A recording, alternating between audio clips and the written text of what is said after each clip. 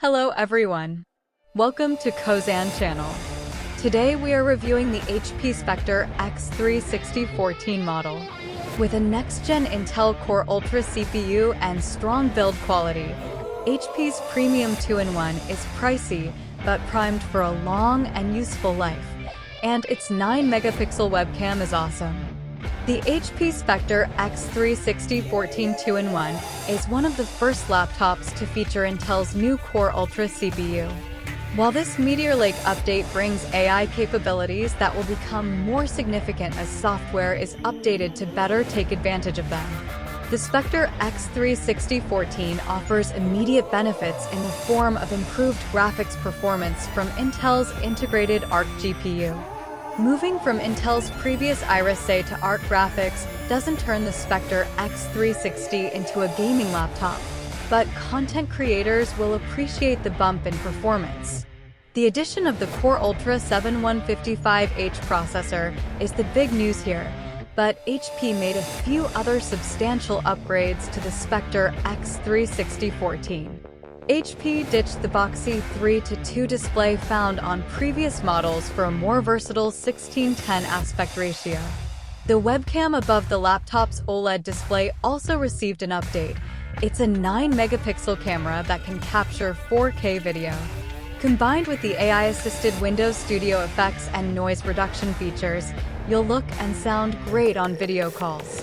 With premium looks and premium parts, the HP Spectre x360 14 is one of the few laptops with integrated graphics and a price approaching $2,000 that I would recommend. HP offers a choice of two Intel Core Ultra processors for the Spectre x360 14. The baseline model features the Core Ultra 5125H chip along with 16 GB of RAM and a 512 GB SSD for $1,500.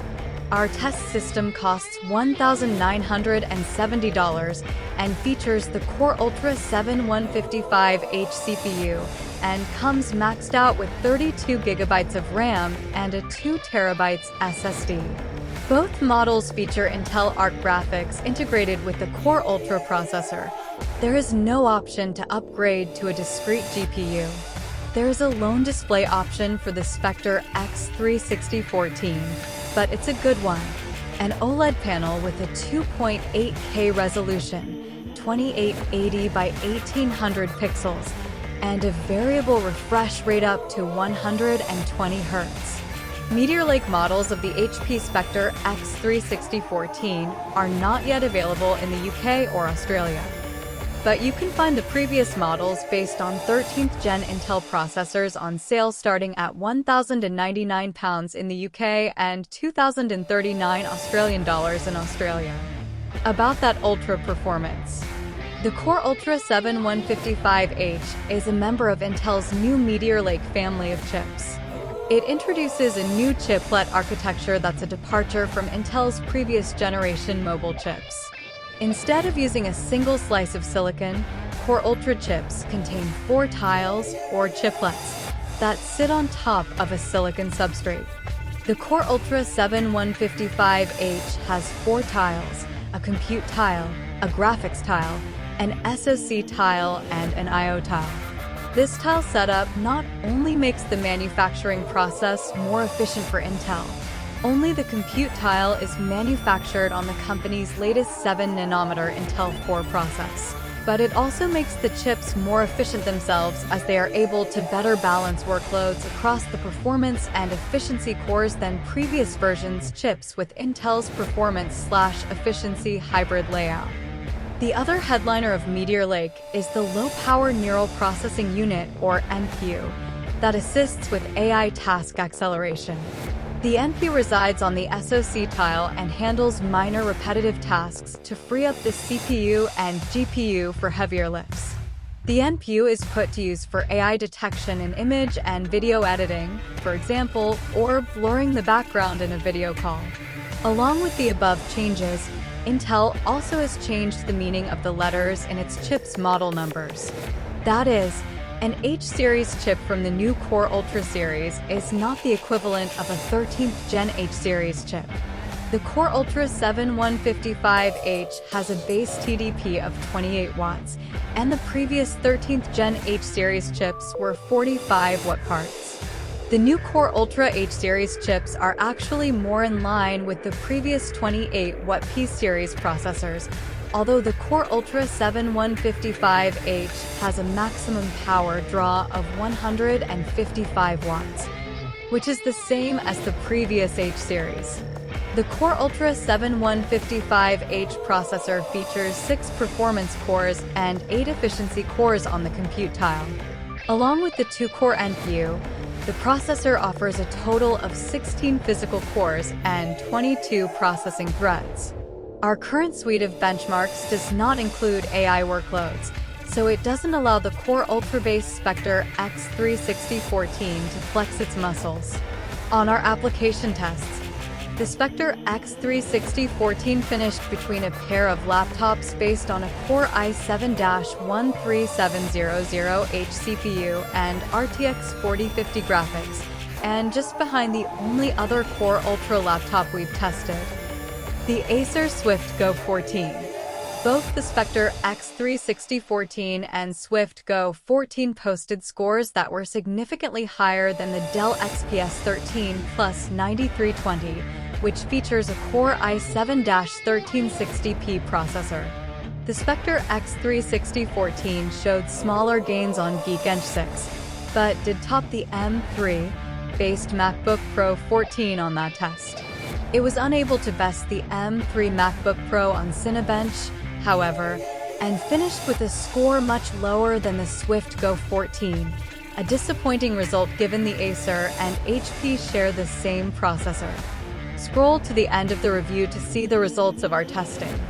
We expect to see larger gains in application performance from Core Ultra laptops as more software is updated to take advantage of local AI processing, but we witnessed immediate gains in the move from Intel Iris Xe to Arc graphics.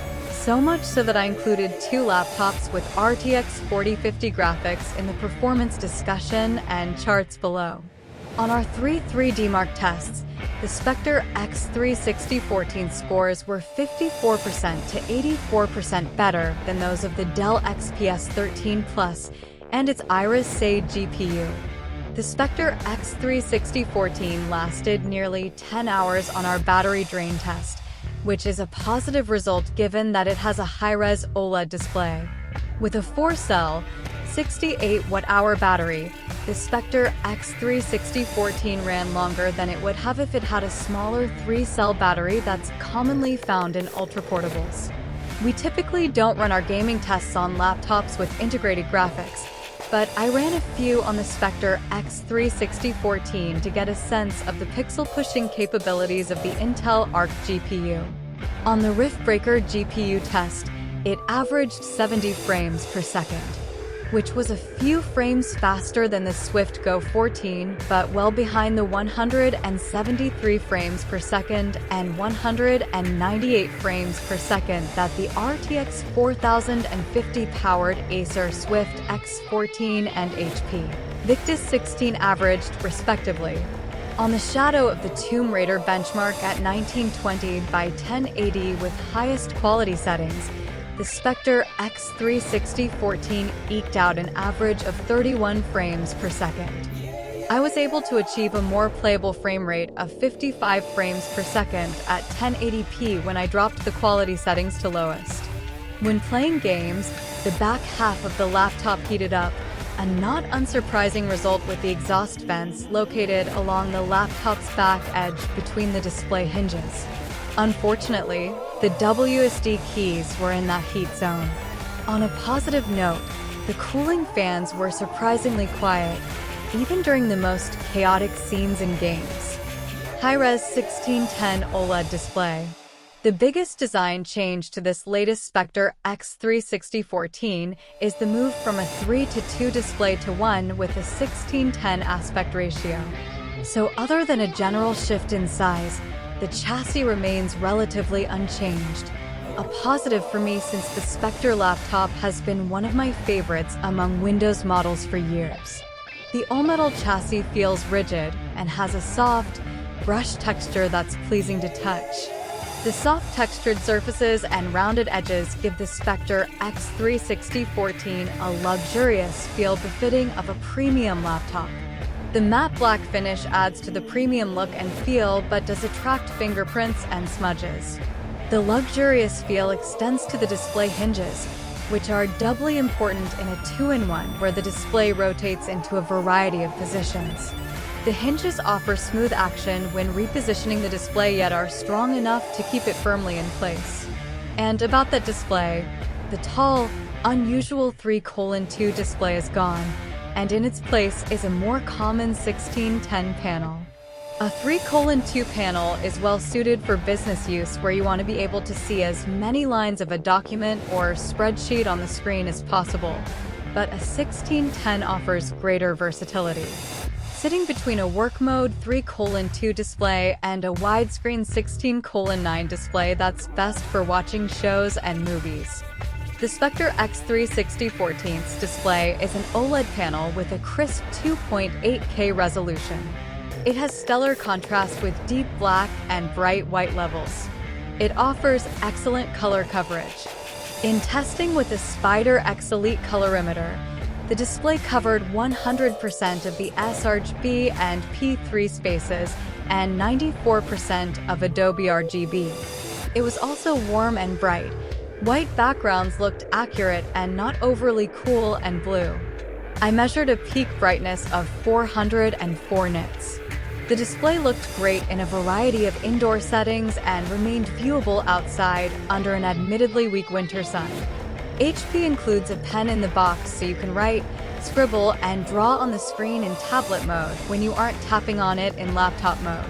The display features a dynamic refresh rate between 60 Hz and 120 Hz, which resulted in smooth movement in videos and games. HP also includes a USB-C adapter in the box because the port selection is limited. There are two USB-C Thunderbolt 4 ports on the right side of the laptop, one of which is located on the back corner that's sliced on the diagonal. You'll find a combo audio jack in the other corner next to a USB-A port on the left side. That's it for ports. The included adapter offers HDMI and additional USB-A connectivity. First 9-megapixel laptop webcam. The Spectre x360 14 is the second laptop I've tested with a Core Ultra chip and the first with a 9-megapixel webcam. The camera can capture 4K video, and images looked incredibly crisp on the laptop's 2.8K display with accurate colors and good balance. With the AI-assisted Windows Studio effects, you can enable automatic framing to keep your face in the frame and blur the background.